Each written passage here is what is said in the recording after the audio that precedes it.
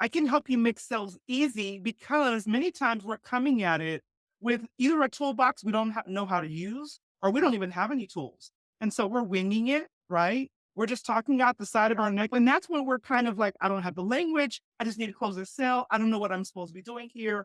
And it comes across as that icky weird. You feel weird, they feel weird. And at the end of the day, nobody is happy.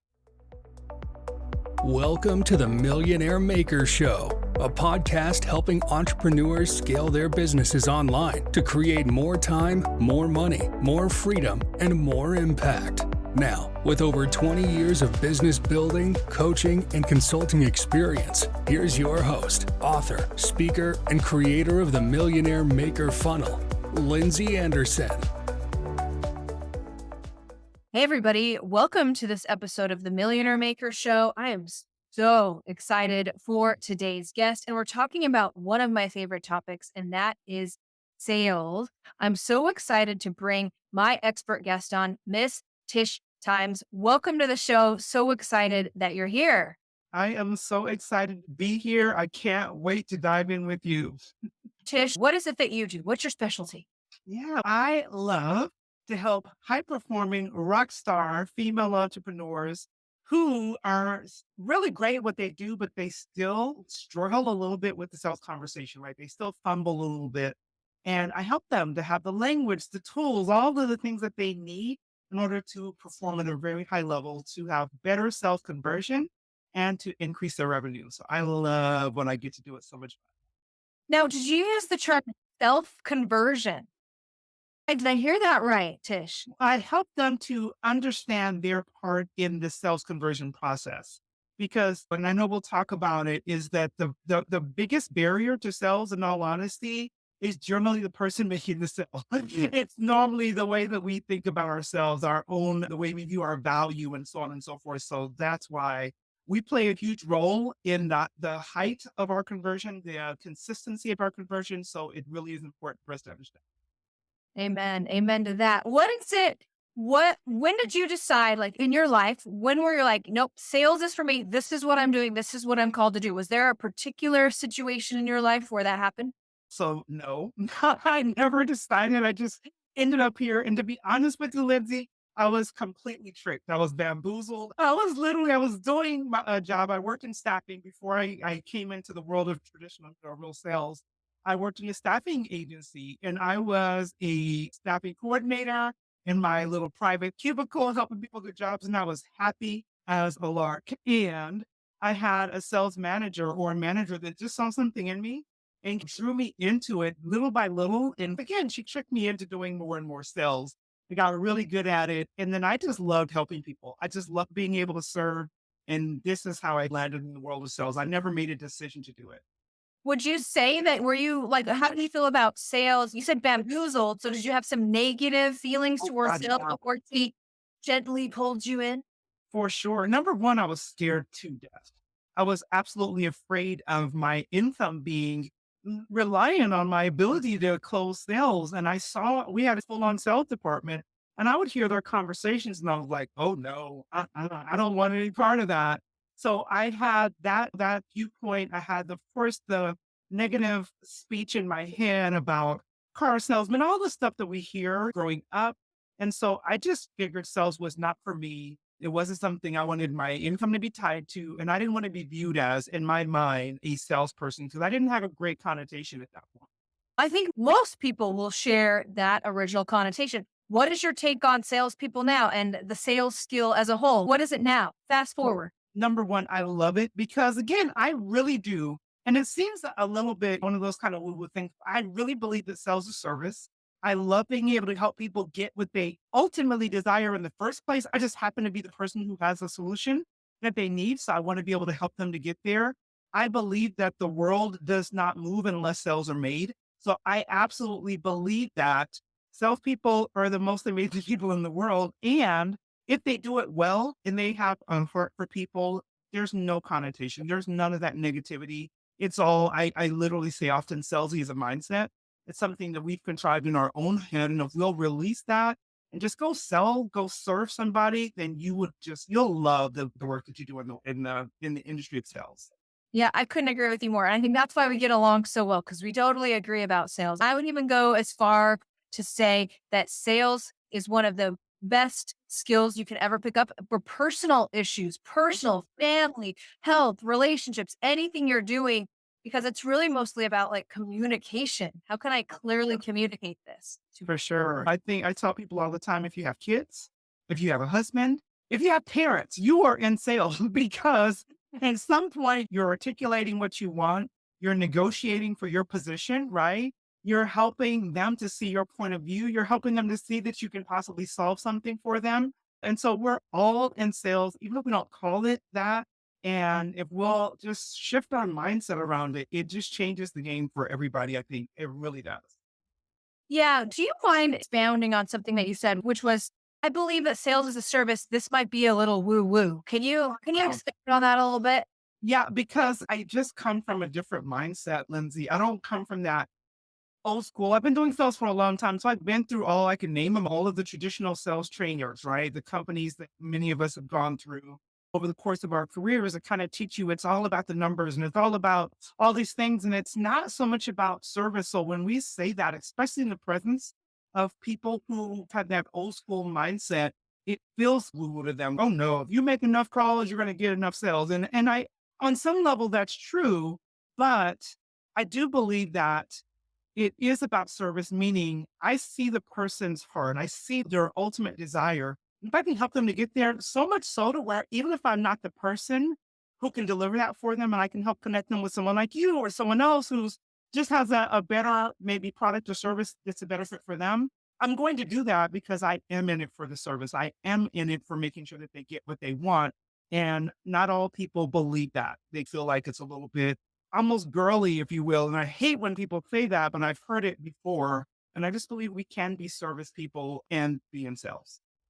Yeah, my whole thing is that too. I totally believe sales as a service. If I look back at all of the consultants and people that have sold me things in the past, they are the reason why I am where I am. And they truly were doing a service like that. And I like how you add, even I think we get into these sales calls and we think, I just need the money right now. And it doesn't like, and they think that and they know that. And it gets weird. But if you're just mostly showing up to be like, hey, I need to get your problems here to see if I can even help you. If not, I am an expert. I can show you what is next. And if you go in with a helping attitude, that it's everything. Absolutely is. And I've been on the other side of that, Lindsay. I've been that desperate salesperson who needed to make their numbers or needed to, if I don't make this sale, we're not eating this month. I've been there and I know what that feels like. It's such a place of scarcity to come from. And I now believe, and I now know for certain that people can sense that desperation, and it's so off-putting, right? It makes them feel like just another number or just another credit card that you want to swipe so that you can get your own needs met. And coming on the other side of that, again, coming away from that old school kind of mentality, it's just shifted everything for me. And sometimes I have to take a moment and take a breath. Even I'm like, even if I am in that place of I really need to close this still, I have to stop and say, okay, I'm here for them. I am here for them. I am not only here for me, I'm here for them. And I can go into it with that service thought process that we're talking about. Otherwise, it comes across as that slimy. All the other negative things that we talk about, that's when that comes across. When we don't go into a sales conversation with the desire to help someone, it's really easy for those other things to show up. And they can tell. Energetically, you're doing micro actions. You can't even cover this up with the right word. Yes. So true. And that's the thing. It's my entire self shows up with that kind of energy and other people can pick up on it.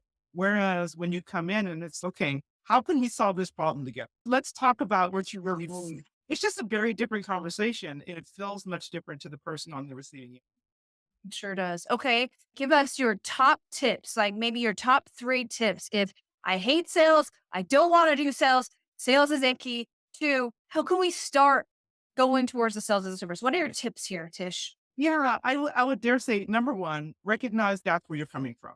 Recognize that you're coming from that place of because it's not even about Admit it. Admit it. It's sorry. right like any other 12-step program. I understand that's the first part of the issue, But I don't even think people realize, Lindsay, that it's a scarcity mentality.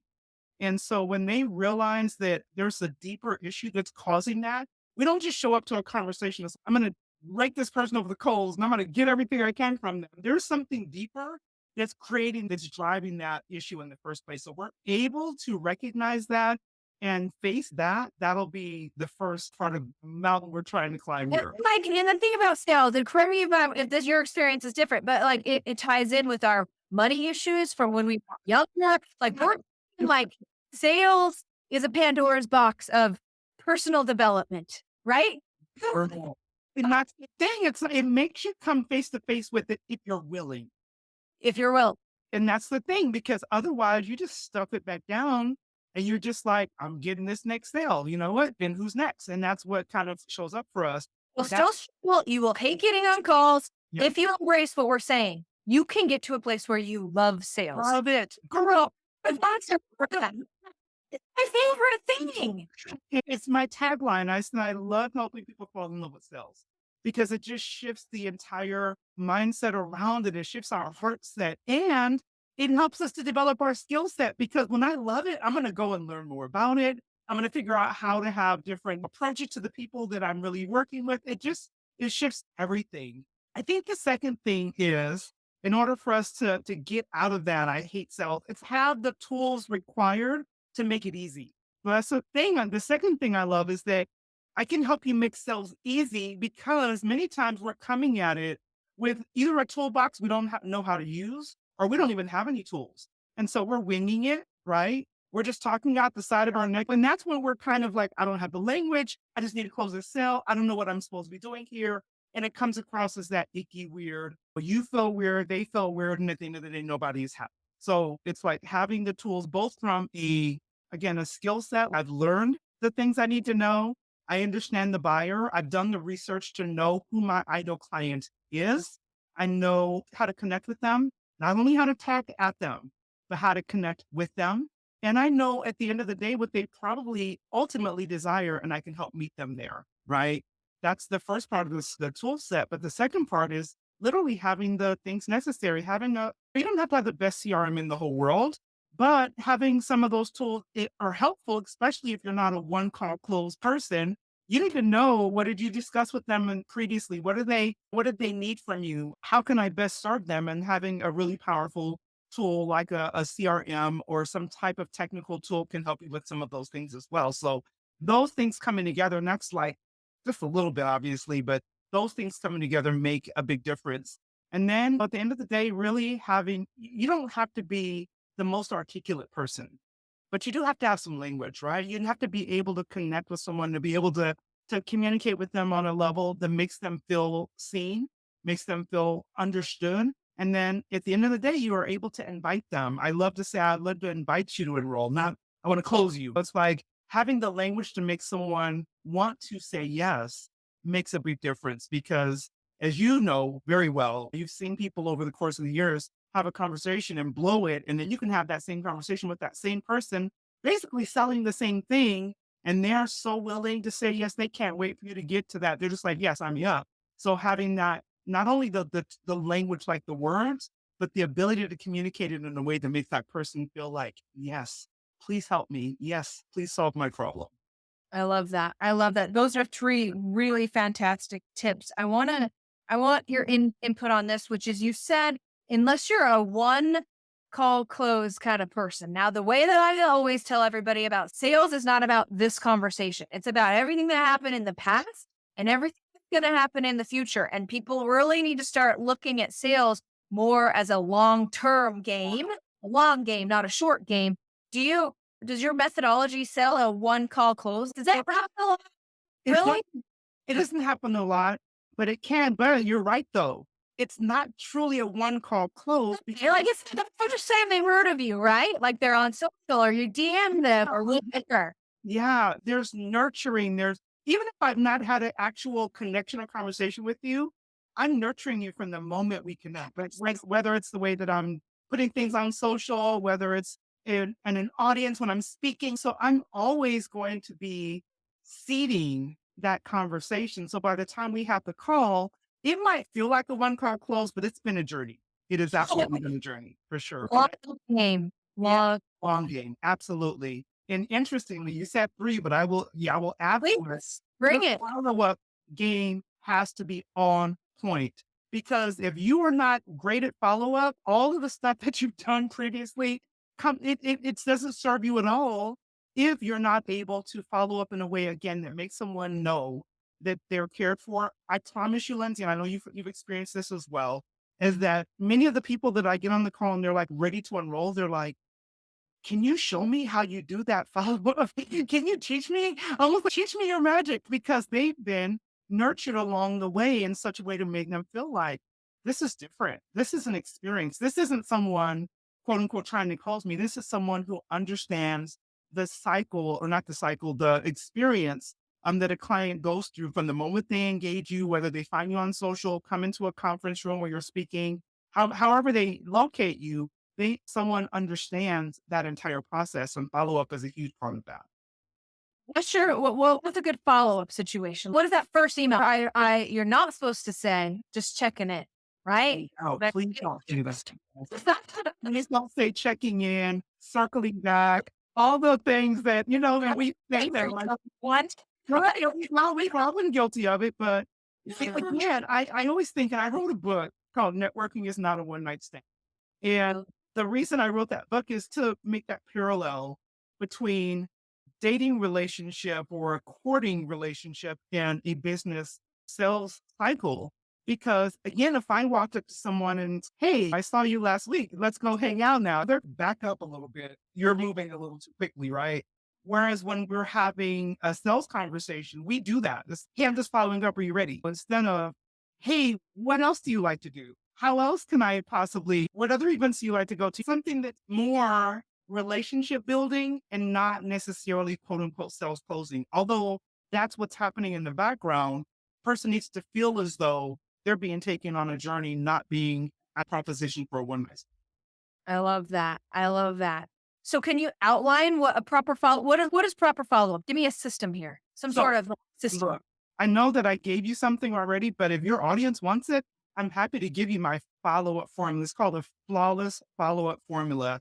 It's Yes. a download. It's super easy for people to be able to follow. We go through a 12-week process so that people know what to do day one. And as you probably well know, is that you want to make sure you make that connection within the first 48 hours. If you wait longer than that, you probably, at the very least, cause that relationship to go a lot cooler or colder than you would if you reach out to them while that interaction is still hot. The next thing is, I know this is a little different than most people. I'll say your follow-up doesn't actually begin until you have a voice connection. And so the email was fantastic. Send the email, absolutely. But until I have a voice connection with someone or a face-to-face connection with them, I feel like that's when my follow-up actually begins because now they're engaged. Otherwise, we're doing a lot of output and not necessarily having any engagement. So my goal is to get them on a phone call, on a Zoom call, in a coffee shop somewhere to actually reconnect with them. Not to say that it can't continue to move forward without that, but that's just the endeavor for me. Right. Yeah. Yeah. Intimacy is what's going to sell. And so intimacy is this voice to voice, this person to person contact. Even if it's DMing, if they're responding to me, we have connection. I just want them to talk back to me, basically. Yeah. Speaking of social media, in part of your sales process, do you use social media and DMs and all of that? Can you give us some tips around that? Absolutely. Number one, do something different. And I'm literally like, we're creating some things right now because, as you probably know, LinkedIn, for instance, is the noisiest place on earth right now. That most people don't even want to check their messages because it's flooded with sales, things that are not value based whatsoever, that are just sales pitches, right? And so my goal is for our team to make sure that we're doing something that not only adds value, because it depends on the person's definition of what value is, but it's really relationship building. And so if I can get you to a place where you're desiring something from us, meaning I'm offering you something that I know is helpful for you. And for me, that is what we call a roundtable. And so my DM is not, hey, hi, nice to meet you, buy my stuff.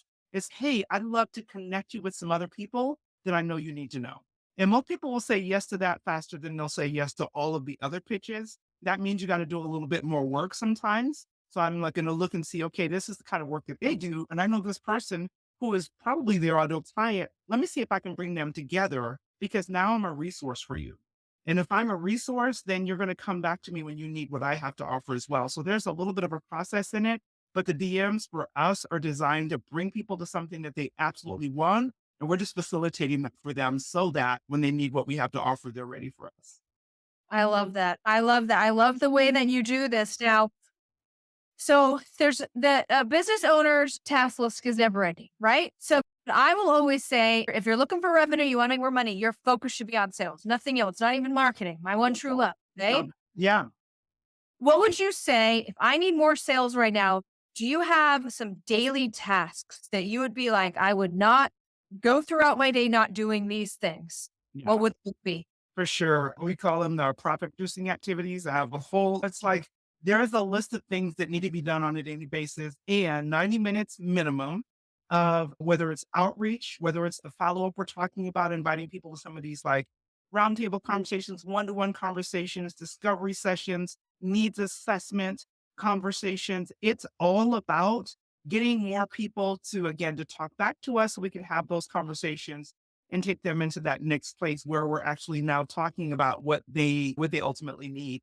So daily, whether it's on social, the output is not designed for me to just look cute on social. It's like, how can I get someone to talk back to me? I'm reaching out to them via DM, via text message, via email, whatever that is. It's like, how can I get people to talk back to me?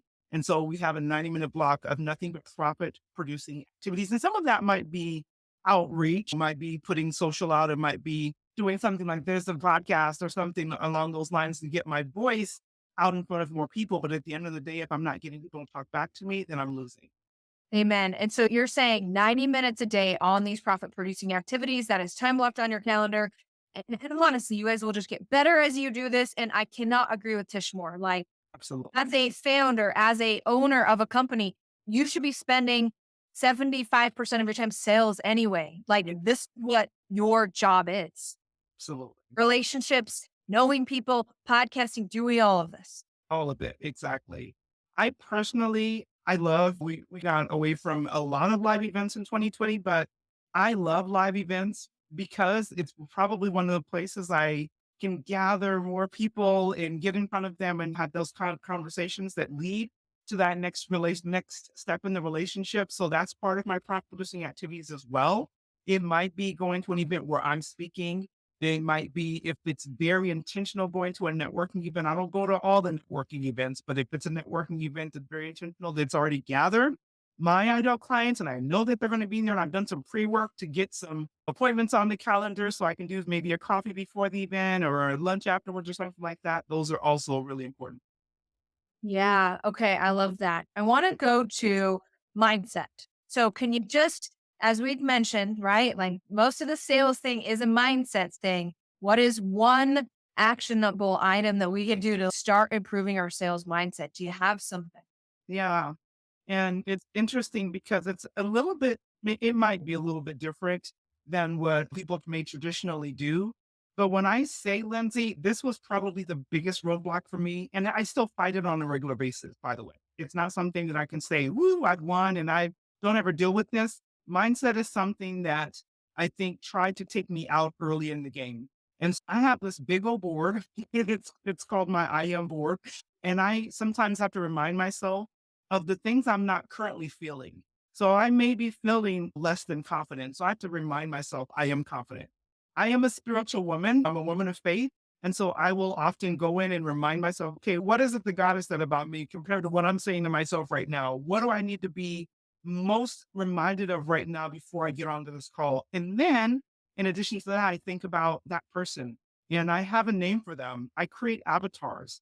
And so even though I may not be speaking to that person right now, I normally will speak to them as though I'm talking to introvert Irene, which is one of my avatars. And I know that introvert Irene struggles with sales. She has an amazing product, a phenomenal service, but she really struggles with sales conversations. So when I'm getting ready to get on the call, my mind, I'm like, I got to go help Irene. Irene, absent of me being able to help her do this, she may not be able to stay in business, right? She may not be able to get to the point in revenue that's going to take her to that next level. Even though I'm nervous right now, even though I may feel like I might be really insecure, I'm showing up for Irene, and that sometimes shifts my life, believe it or I do believe it, actually. Yeah, very much. So I think it goes back to there. I'm so happy to, it's cool that you call it the I am board. There is true power behind the words I am, what you truly believe about yourself. And even saying these things out loud, I am fill in the blank. Yes. It is like how you're programming who you are. So watch out with anything you put after that if it is not like for your benefit. Yeah, for sure. Mine is like a science project board. It's huge and it's been developing over the years. So the things I find that if I'm feeling opposite, I go and I put it on the board. And then I'll stand in front of that board sometimes 5 or 10 minutes before I jump on a call just to remind myself that I am more than equipped. I'm qualified to serve. I have the goods, right? I have what it takes to help them. I have the solution this person needs. And I remind myself of those things. And then I think about the person that I'm showing up for. And it really does make a huge Don't have to do that being as highly skilled at sales as you are. That's oh, how much this mindset stuff can screw your oh, mind. for sure. For sure. That's what I said. I'm not one to say, I used to do this and I've conquered it. No, It is a constant battle with your mind. it absolutely is. Absolutely is. Yeah. Figure out what you need. I'm talking to your audience now. Figure out what you need to do and do it and show up for the people who are looking for you. There's someone Googling you right now. They don't even know you exist, but you're there and they need to find you. So you got to do the things that are necessary for you to be able to show up powerfully for them because they need you desperately. I love that, Tish. Okay. I can't leave this conversation without asking you this question, but I think it's going to be annoying, but I'm still going to ask you. Are you ready? Yes. Yes. What do I do when they say, I don't have the money? What's my next line? I will literally give them a really short response. I'll say more. There you go, you guys, right Say there. more. Tell me more. Because I could probably, I don't know how many people have started that conversation by saying, I don't have the money. And all the others, I can't afford, I can't do it right now. My kids are in school, all the other things. Blah, blah, blah. Yeah, but all the Okay. excuses. And so when I get them to talk to me a little bit more about what's really going on, and I can get to the real issue because it's always more than what they're saying. They normally will talk themselves right into it. They'll be able to see, and we always know that people will find the money for whatever they really want, what they really want. Not always what they need, believe it or not, but what they really want. They'll find the money for that thing. My mentor of many years always said, we buy our wants and beg our needs. And so it's if we really want it, we'll figure out a way to get there. And so I'm trying to get to what is it that you ultimately want? And then helping them to arrive there. And if their desire for transformation is bigger than the current obstacle that they have in their mind, we can help them to get there together. Never going to force someone or try to convince someone to do something that I ultimately think it's not the right time for them. But it's interesting how when you get someone to share a little bit more about what's really going on, you can get past the obvious obstacle to the place of us finding a solution and finding a way for them to get there. That's a great tip. Yeah, I always call it view the unseen. You got to get to the unseen problem. Everyone has these pre-programmed. I tell every salesperson I can't afford it. That's just what I do. And you've got to beyond their gut. I'm protecting myself and don't have to buy from you response and get Yeah, to something in order for them to close. for sure. Absolutely. Absolutely. Okay, let's talk about the future of sales. So you mentioned that you've been in sales a long time. You took a lot of the classical ones, and now you've come into more of like your own and sales as a service. What do you see for the future of sales? I think we have to, starting right now, we just have to be more creative. We have to see things differently. As we well know, the world is changing with AI coming on. There's so many things that are happening in the world as it stands right now that I'm beautifully challenged by those things because it just causes me to dig a little bit deeper, to be a little more creative. And I think as sales professionals, we're just going to have to be more more heart-centered, but also more skilled at the way that we approach the world of sales. Because as I said, specifically with LinkedIn, for instance, if you're doing what everyone else is doing, you're going to get lumped in with everyone else and you're not going to be able to survive. But if you're willing to do a little more work, to be a little more, put a little more effort into the way that you're wanting to sell, you can stand out and craft your own path. And so that's where I'm looking right now. It's like, where's the new path that we're going to need to be able to go on in order to really serve at a high level and have tremendous success and stand apart from the crowd? Yeah, you're gonna have to do that, and I think these one-on-one conversations is how that's how it's gonna happen for you, because 'cause you're gonna learn more about your customers, that's gonna flow into your marketing. You've gotta start talking to people. Yes, so true, so true. I think for people that are a little bit more reserved, that's something. It's get creative in the way that you communicate. You don't have to do it the way I do it or the way other people do it, but you got to find a way to, like you said, get in front of more of the right people and communicate in a way that is authentic to you, but it also gets those people that need you the most. You're able to gather them to you so that you can have the conversations that will lead to being able to solve their problems. I love that, Tish. Now, this last couple of times we've talked, you have a really great way of explaining to people that just because you're running your own business, okay, like you wouldn't treat yourself this way if you were the boss. Wait, I didn't do it justice, but it's helpful as far as becoming that kind of person who likes sales and what your take is there. Yeah. So it's interesting because I had to learn this lesson the hard way. In addition to loving running my business and working with people in the world of sales, I'm also a really good cook. And so what was interesting is I would find myself in the middle of the day stopping what I was doing once I started my own business to go throw something in the oven. And there's no shade about that, right? There's people you can work your day however you want to, but for me, it was a distraction. When things were getting hard, I would go do something that was really fun and easy to read. And so I had to stop and tell myself, now, if I was working for XYZ company that I used to work for, would they let you get away with this? Just like having a half an hour, 25, 30 minutes in the middle of your day, not your lunch hour, and just throwing a pot roast in the oven and checking on your green beans or whatever. No, you're not going to be able to get away with this. So why would you give your previous employer more respect than you would give your current business? And if you were the CEO of you, which you are, would you fire you if you weren't really taking this position seriously? And so I think as business owners, whether it's in sales, whatever you're doing, we have to learn to give our businesses the same or more respect than we gave to our prior employers in order to be able to be successful at what we're doing. Because I know for me, I wasn't giving myself the amount of time, the amount of focus and commitment that I was giving to my previous employer. And I was doing my business a tremendous disservice. I love that. I just love the way you worded it. I won't even add anything. It's true. Like you have to be self-disciplined for this thing. Just because you run your own business, it doesn't grant you not being having to do the work. You have to do stuff you don't want to do. It's just facts. Yep, no doubt about it. You better do it. And the thing is, in sales, the biggest way for us to determine if we're successful is by looking at our metrics, right? Looking at our numbers. And at the end of the day, if we're not performing at the level we need to, it's going to show up in our numbers. And so that's a good indication that we're probably not doing the work. And it's a great opportunity to start doing things a little bit different. So start looking at your day. I love that, Tish. Thank you. Okay. Tish, before I let you go, I'm going to turn the time back over to you. Let the audience know anything else you want them to know and how to find out more information about you. Absolutely. As I said, I'm going to send it to you, Lindsay. I know I didn't send it to you yet, but I'll send you the link for the flawless follow-up formula. It's customizable. Obviously, it's a template, so it's designed for any company, but you're going to look at it and maybe make some shifts and say, okay, our business requires these certain things. It's very customizable for you. So I'd love for you to grab that and utilize it. And then I'd love to hear how you're utilizing it.